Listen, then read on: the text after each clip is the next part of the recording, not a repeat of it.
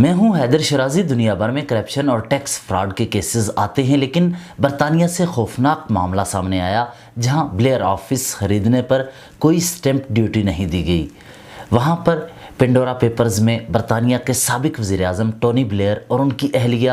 Cherry Blair کی جانب سے یوں تو اپنی دولت چھپانے کے کوئی شواہد سامنے نہیں آئے، لیکن دستاویزات میں سے یہ بات سامنے آئی ہے کہ جب اس جوڑے نے 6.45 ملین پاؤنڈ کی جائیداد خریدی تو سٹیمپ ڈیوٹی کی مد میں رقم کیوں ادا نہیں کی گئی۔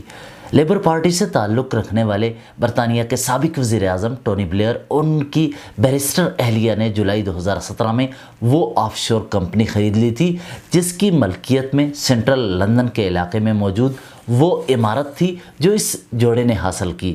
برطانیہ میں اس طریقے سے جائیداد خریدنا قانونی طور پر جائز ہے اور سٹیمپ ڈیوٹی کی مد میں رقم بھی ادا کرنے کی ضرورت نہیں ہوتی، لیکن سب سے اہم یہ کہ ٹونی بلیئر کو اس سے پہلے ٹیکس قوانین میں کمزوریوں کے حوالے سے تنقید کا نشانہ بنایا جاتا رہا ہے، کیونکہ وہ اس پر بات کرتے رہے، لہٰذا بدلے میں تنقید ضروری تھی۔ سینٹرل لندن کے علاقے میں موجود یہ عمارت اب ٹونی بلیئر کی اہلیہ کا دفتر ہے، جہاں سے وہ دنیا بھر کی حکومتوں کو قانونی مشاورت مہیا کرتی ہیں۔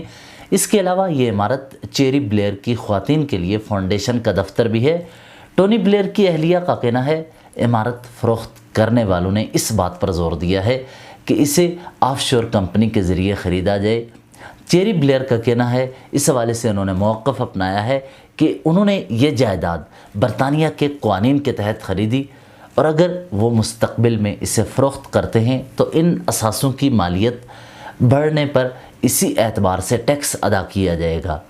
اس جائیداد کی اصل مالک ایک ایسی فیملی تھی جس کے بحرین میں سیاسی روابط تھے، لیکن فریقین کا کہنا ہے کہ ابتدائی طور پر دونوں کو یہ معلوم نہیں تھا کہ وہ کس سے ڈیل کر رہے ہیں۔ یہ مے فیئر عمارت ایک فرنٹ کمپنی کو 2009 میں فروخت کی گئی تھی، اس کے بعد انہوں نے خریدی۔ انہیں ٹیکس اصلاحات کے حوالے سے کی جانے والی گفتگو کی وجہ سے تنقید کا نشانہ بنایا جاتا ہے، اور اسی لیے اب جب انہوں نے آف شور کمپنی ان کے نام کے سامنے آئی تو ان پر تنقید کی جا رہی ہے۔